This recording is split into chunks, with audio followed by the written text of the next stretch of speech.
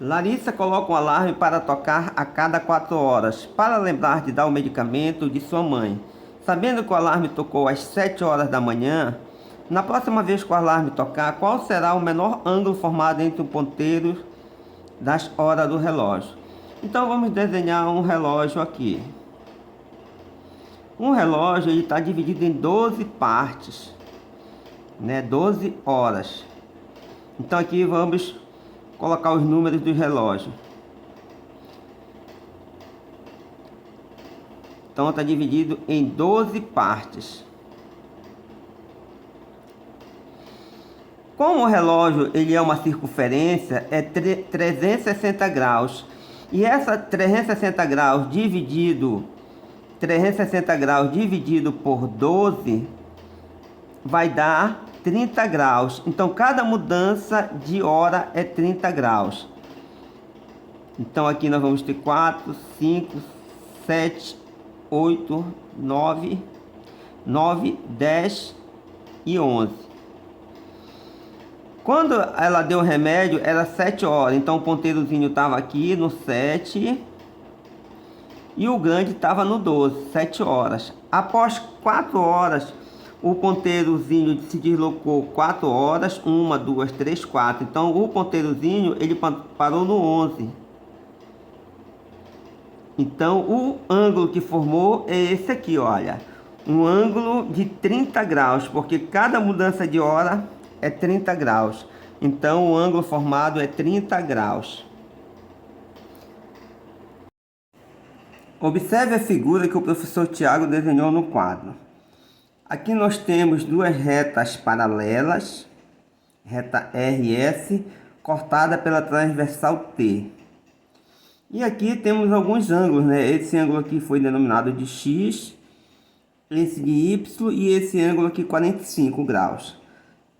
Sabendo que as retas RS são paralelas, cortadas pela transversal T, a medida do ângulo X e Y nessa ordem são.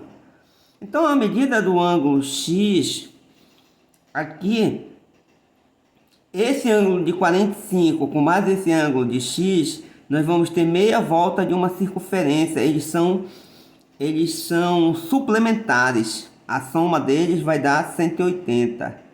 Então 45 graus mais o ângulo X é igual a 180 graus. Isolando o X, vamos ter 180 menos 45. Mudando o 45 de membro, ele fica negativo. X vai ser igual a 135 graus. Então encontramos a medida do ângulo X é 135 graus. É só fazer, olha, se a soma dá 180, eu já tenho 45. De 45 para 180, é só fazer 180 menos 45, que vai dar 135. Esse ângulo Y, ele é alterno interno com esse ângulo aqui, olha. E os ângulos alternos internos, eles são iguais. Então esse ângulo é igual a esse aqui. Então ele vai de 45 graus. Então o ângulo X, que é na ordem, né? Primeiro X é 135 e o ângulo Y é 45 graus. Alternativa nessa ordem, letra D. Primeiro o valor do X, para depois o valor do Y. Ismael abasteceu o tanque de seu carro com 38 litros de gasolina para fazer uma viagem de férias. Sabendo que o litro da gasolina no posto Freita custa R$ 6,07, quanto Ismael pagou pelo abastecimento? Então nós vamos pegar aqui o preço de 1 litro, 6,7 centavos, e multiplicar por 38 litros, pela quantidade de litros. Então vai ficar 8 vezes 7, 56. 8 vezes 0, 0. Com mais 5, 5. 8 vezes 6, 48. 3 vezes 7, 21. Passa uma casa, 21. Sobe 2. 3 vezes 0, 0. Com mais 2, 2. 3 vezes 6, 18. Somando, vai dar 6. 5 mais 1, 6. 8 mais 2, 10. Sobe 1. 1 mais 4, 5. 1 mais 8, 13. Sobe 1, 2. Como aqui nós temos duas casas decimais, nós vamos contar aqui duas casas decimal para a esquerda. 1, 2. Então vai dar R$ 230,66. Letra C. Um carro consome 8 litros de combustível para percorrer 100 km. Então, com 8 litros, ele percorre 100 km. Quantos litros de combustível serão necessários para esse carro percorrer 250 km? Aqui podemos montar uma regra de 3 simples, né? Aumentou a quantidade de quilômetro, vai aumentar a quantidade de litros. Então, uma regra de 3 direta. Então, nós vamos ter as razões. 8 está para x, assim como 100 está para 250. Podemos simplificar aqui. E nós vamos ter a proporção, né? Multiplicando x vezes 10 igual a 8 vezes 25. Então, vamos ter 10x igual a 8 vezes 25. 8 vezes 20, 160. 8 vezes 5, 40. Vai dar 200. Isolando o x, vai ficar 200 dividido por 10. Posso simplificar esse zero com esse. Vai ficar 20 dividido para 1, que dá 20. Então, ele vai consumir 20 litros de combustível. Letra B. A distância entre a casa de Bruno e a escola é o triplo da distância entre a casa dele e o mercado, somado a 5. Sabendo que a escola está a 29 km da casa de Bruno, qual a sentença matemática representa essa situação? Então, ele diz que a distância da casa de Bruno à escola é igual ao triplo da distância entre a casa dele e o mercado. Então, a distância entre a casa e o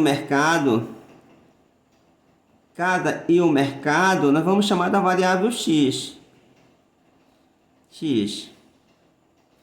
Então, ele diz que a distância entre a casa de Bruno e a escola é igual ao triplo da distância entre a casa dele e ao mercado.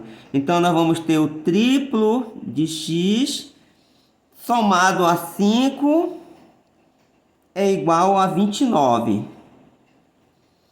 Então, nós vamos ter aqui a alternativa letra A. O artesão irá contornar uma toalha de mesa retangular, forma de um retângulo, de dimensões 180 de comprimento por 120 de largura, com a espécie de um bico, conforme a imagem a seguir. Considerando que não haverá desperdício, qual o comprimento do bico que o artesão vai precisar? Então, nesse caso aqui, ele quer saber o perímetro, a soma do contorno que vai levar a esse bico. Então, nós vamos somar os lados. Esse lado é 120, do outro lado também é 120, é um retângulo, tem a mesma medida. Esse comprimento é 120, esse outro lado também o comprimento é 180, vai ser 180.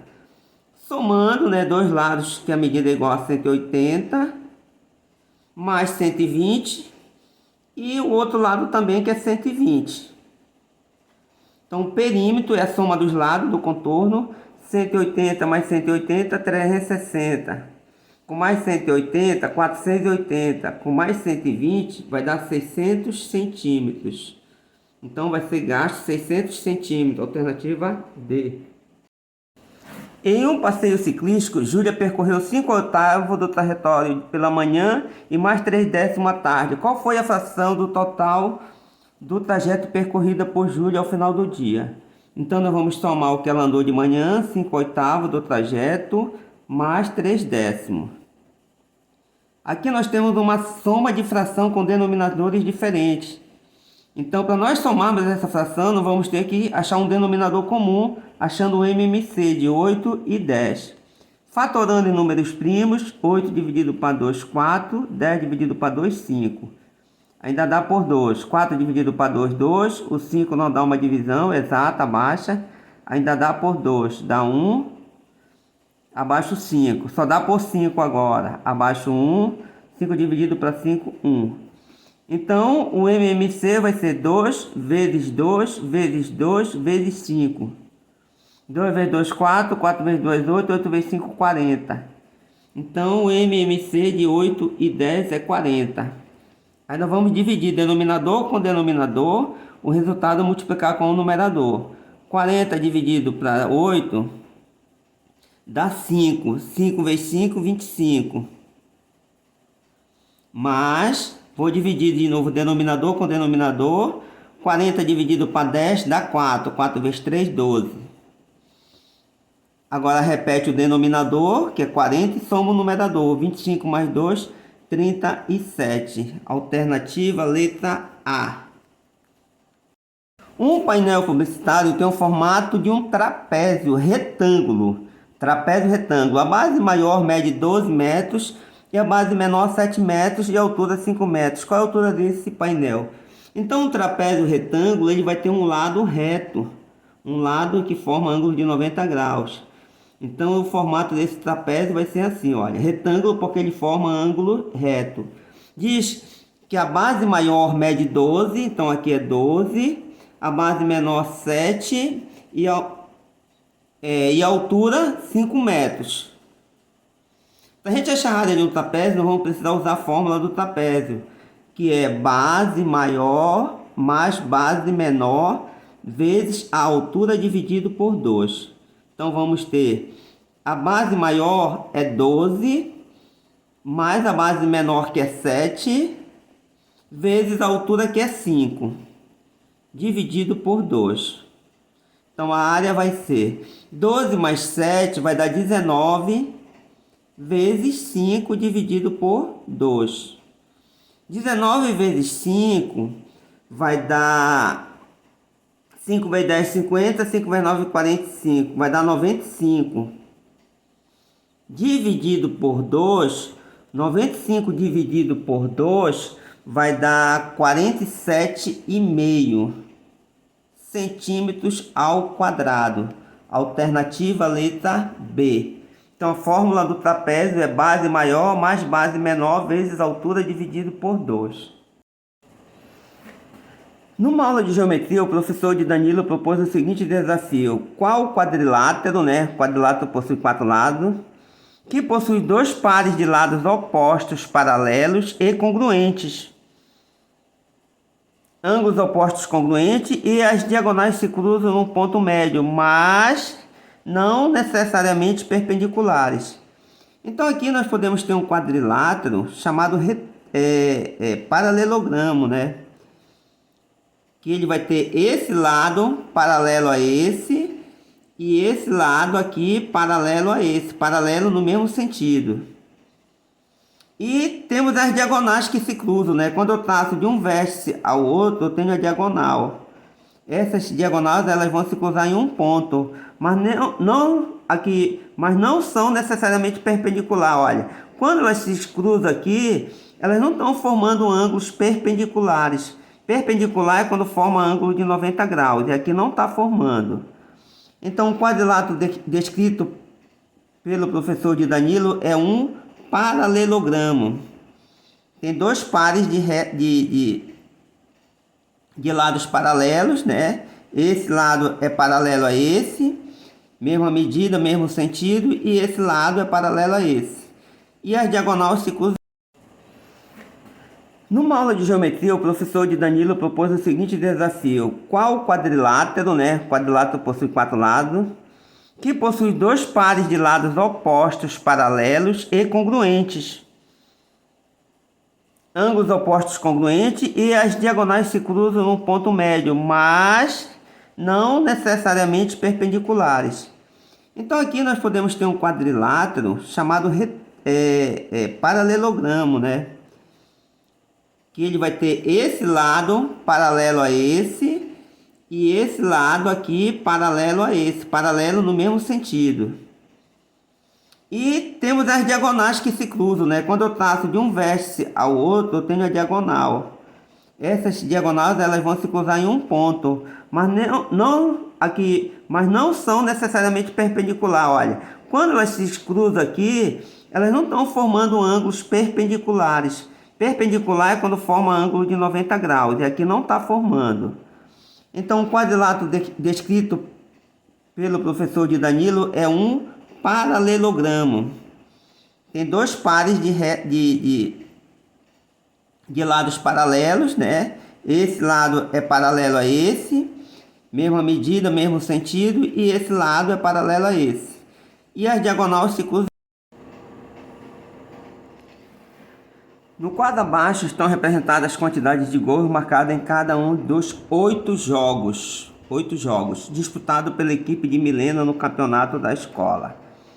Então aqui nós temos os jogos: jogo 1, jogo 2, jogo 3, jogo 4, jogo 5, 6, 7, 8 e a quantidade de gols. Qual foi a média de gols? Então nós vamos achar aqui a média aritmética da quantidade de gol que a equipe fez. Então nós vamos ter 2, mais 1, mais 0, mais 3, mais 2, mais 4, mais 1 e mais 3. Dividido por 8, porque foram 8 jogos. Então nós vamos somar a quantidade de gols e dividir por 8, que foi a quantidade de jogos. 2 mais 1, 3, com mais 0, 3. 3 mais 3, 6, mais 2, 8, mais 4, 12, com mais 1, 13, com mais 3, vai dar 16 gols. Dividido por 8, vai dar 2. Então a média de gol foi 2, alternativa B. Um bombeiro precisa alcançar uma janela a 9 metros de altura usando uma escada. Para isso, ele posiciona a base da escada a 12 metros da parede, formando um triângulo retângulo. Então vai formar um triângulo retângulo. Triângulo retângulo é um triângulo que tem um ângulo reto, um ângulo que mede 90 graus. Na parede e o chão. Qual deve ser o comprimento mínimo da escada? Ele quer saber esse comprimento que a escada vai ter aqui. Então a altura ele falou que foi 9 metros. E a distância que está da base da escada para a parede é 12 metros. Então aqui no triângulo retângulo nós vamos usar a relação do Teorema de Pitágoras, que é uma relação no triângulo retângulo. Esse lado aqui é chamado de hipotenusa e esses lados que formam esse ângulo reto são chamados de cateto. Então aqui eu vou chamar de B e C. Então a definição diz que a hipotenusa ao quadrado, esse lado maior ao quadrado, é igual à soma do quadrado dos catetos. Então eu vou pegar o quadrado dos lados que são chamados cateto. Esse lado ao quadrado mais B ao quadrado. De acordo com a figura, a hipotenusa aqui é o que nós queremos saber, é a medida x. Temos o cateto B, que é 9 ao quadrado, mais o cateto C, que é 12 ao quadrado. Então nós vamos ter que 9 ao quadrado é 9 vezes 9, que é 81, e 12 ao quadrado é 12 vezes 12, que dá 144. Somando 144 mais 81 vai dar 225. Como x está ao quadrado, nós vamos precisar usar a raiz quadrada do outro lado da igualdade, que vai ficar a raiz quadrada de 225. E a raiz quadrada de 225 é o 15. Então a escada vai ter o comprimento de 15 metros, alternativo.